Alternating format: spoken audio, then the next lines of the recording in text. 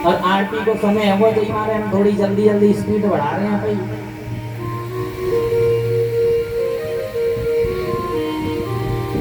इतना कह करके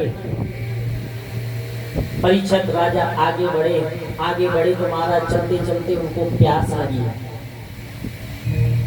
और प्यास लगी ना तो एक आश्रम पर पहुंचे महाराज।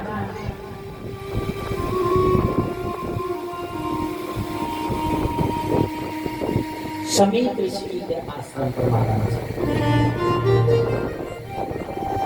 समीप ऋषि जी के आश्रम पर पहुंच करके देखा कि समीप ऋषि जी तो भजन में लीन थे, समाधि में लीन थे। तो एक बार आवाज लगाई, बोले संत भगवान हमें प्यास लगी है, थोड़ा जल मिलेगा क्या? लेकिन ऋषि जी की समाधि लगी हुई थी। ऋषि जी ने कोई जवाब नहीं दिया। थोड़ी देर इंतजार किया, फिर दोबारा से पूछा, बोले प्रभु ऋषि भगवान थोड़ा सा जलपान मिलेगा क्या? बहुत तेज प्यास लगी है। ऋषि जी ने कोई जवाब नहीं दिया।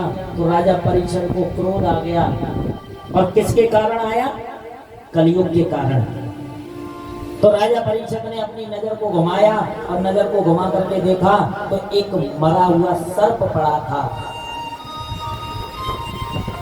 और मरे हुए सर्प को उठाया और समीप ऋषि जी के गले में डाल दिया, और डाल करके चले गए वहां से। इतने में समीप ऋषि जी के जो पुत्र थे श्रृंगी ऋषि जी, उनका आगमन हुआ, और आकर के देखा कि मेरे पिता के गले में मरा हुआ सर्प किसने डाला है। क्रोध में आ गए, और क्रोध में आकर के अपने कमंडल से जल लिया और श्राप दे दिया कि जिस किसी ने मेरे पिता के गले में ये मरा हुआ सर्प डाला है, यही सर्प आज के 7वें दिन एक तक्षक रूप लेकर के आएगा, और यही तक्षक उसको डसेगा और उसकी मृत्यु हो जाएगी।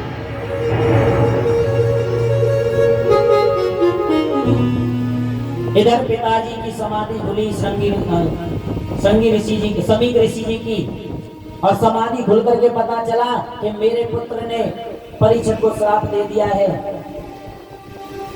तो ऋषि जी ने राजा परीक्षित के पास में खबर भिजवा दी, बोले कि आज के 7वें दिन तुम्हें तक्षक नाग आएगा और वो डसेगा।